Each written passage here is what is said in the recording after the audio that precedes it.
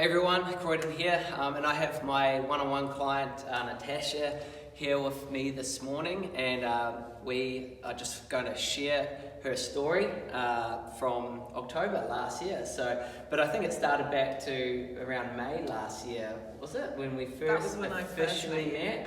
Yeah. So if you don't mind, just share with the audience sort of your journey, almost coming up close to maybe 12 months now. But since working with me, I think we started really officially October. Yeah, cool. Yeah. Well, I came to you in May, just purely for a body scan, and then thought I could do it on my own. And as you know, when I came back for my next scan, I hadn't done it on my own, and I was a little fed up with that. So that's when I think I kind of left it a bit longer, thought about it, and then decided to hop on board with you as a nutrition coach. And so what was that deciding like? Because for a lot of people, they have these moments in their life where they need to do something and it sort of becomes like a tape that keeps running of I need to do it, I need to do it, I need to do it. What was there any real defining moment that enough was enough, I need to take bigger action? I don't think it was so much a defining moment, but my family had a lot of health problems in the last 2 years, and I'd prioritised their health and just suddenly decided it was time for me. So that was more of my decider. It wasn't just a moment. No, it was just deciding it was time to prioritise my own health and get myself on track. Yes. And so before working with myself, you sort of enjoyed going to the gym and doing group classes and stuff, right? You've always been a big supporter and a mad fan of Les Mills, Body Pump and Attack and all that sort of stuff, which is great. So we met up and we took a scan and we thought, right, let's give this a go. So what were you feeling at that time when you're like committed to me, invested in me, and thought, right, now let's go? I was nervous. Yep. Wasn't sure if it would work. Obviously didn't know too much about you. Sure. I'd kind of thrown all my faith in you. Yeah. But also really excited to see some results finally, which I did. So and still am. Yeah, definitely. Yeah. I mean, your results speak for yourself, and we'll go over them shortly. What was like the first week, if you can go back to then, like what was the first week? I thought you were starving me. Yeah. Couldn't quite believe how little there was to eat, but I wasn't hungry at all, so I soon realised that you weren't starving me. So it was all good. Yeah, and I think those that are watching this, I obviously work individually and find out people's lifestyles, right? That's the most important thing. And obviously you're a teacher, and so we talked about that, and we need to find something that was going to work in your life that you can sustain, right? And that's what I do on an individual basis, to just find out with that. But we found intermittent fasting, obviously really a 16-day protocol really worked. And so when I placed you on that, had you heard of it before? Or? I had heard of it, and I played a little with it. You know, when I was trying on my own, I would do it a couple of days a week, but not consistently. It does fit with my routine, my daily routine, so it works really well. So And for the first sort of week, what did you feel like? Obviously, you're like, man, I'm going to be starving, but what did you feel your body transitioned into? My body soon learned that it didn't need to eat in the morning. It soon learned that it was going to get fed. It was, but by 11 o'clock I would be sitting down and having my first meal of the day. So it just, I don't know, and I started to quickly feel really good as well. Yeah, so, cool. Yeah. Well, you dropped a lot of weight really quickly, and we got to find out, obviously, through an in-body 570 scan exactly the real data of what was happening. And so obviously we had an 8-hour eating window, and it wasn't as if you're still eating enough to maintain muscle and burn fat and stuff like that as well. So it's not as if we were losing a shitload of muscle. I mean, since we started in October to now, we're down just only 1 kilo of muscle, right? Which is fantastic. But we've burned a lot of fat, obviously. So we just found out today, it's another check-in, that it was 28 or 29 kilos of pure fat. And now we've lost, it would be scale weight, you're now 93.4, you were 125.9. So quick math, I'm terrible at it, but it's definitely over 35 kilos. Just short of 35 kilos. So and maintain muscle. So we've obviously, in that, what makes up that scale weight is fluid as well, which is a lot of inflammation, we've cleaned out, and a lot of toxicity, which is really, really great.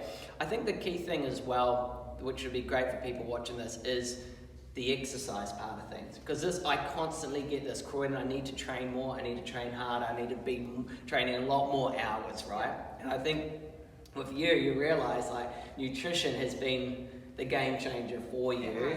And let's tell the audience, how many times do you train a week? 3. 3 times a week. And how long?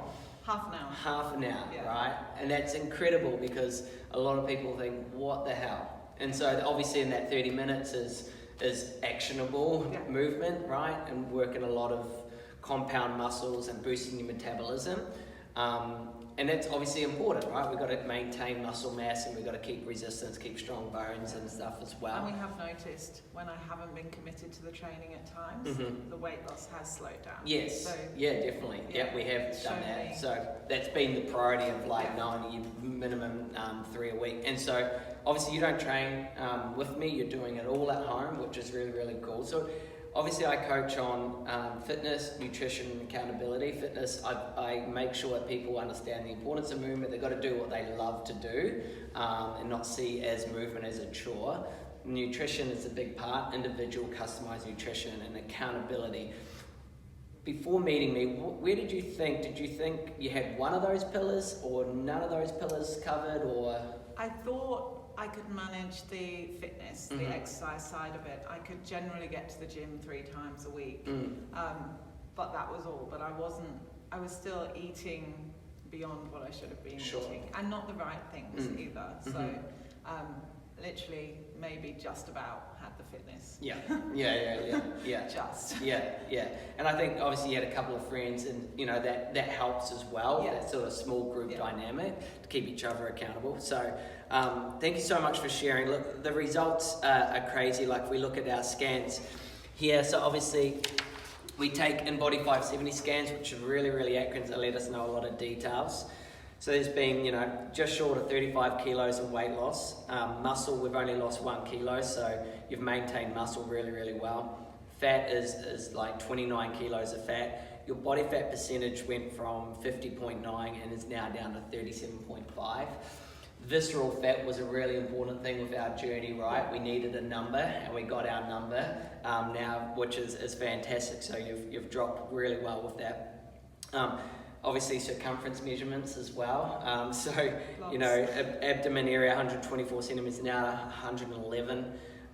It's just incredible. Not only, physically seeing all these amazing results, but just your energy and how you present yourself now. And I remember you always used to come in wearing dresses, right? Yeah, hiding everything. And now you're wearing tighter clothes, the jeans. When you walked in with the jeans, I'm like, you look different, what's going on? I realised that, oh my God, you're wearing jeans and a dress, and that was pretty cool, right? How did that feel to put on a pair of jeans again? It feels really good. Yeah. And I wear them more now. Yeah. Whereas I'd avoided wearing them for years. Yeah. Okay, so if there was sort of, for those that are watching, they could be in the same situation as you, they may be unmotivated or terrible at accountability or have no idea about nutrition or just haven't found something that they enjoy movement. What's maybe one bit of advice or something that you could recommend to them? Well, I don't know. I mean, just get started. Find some support, and I think you do really need some good support around you. Yeah.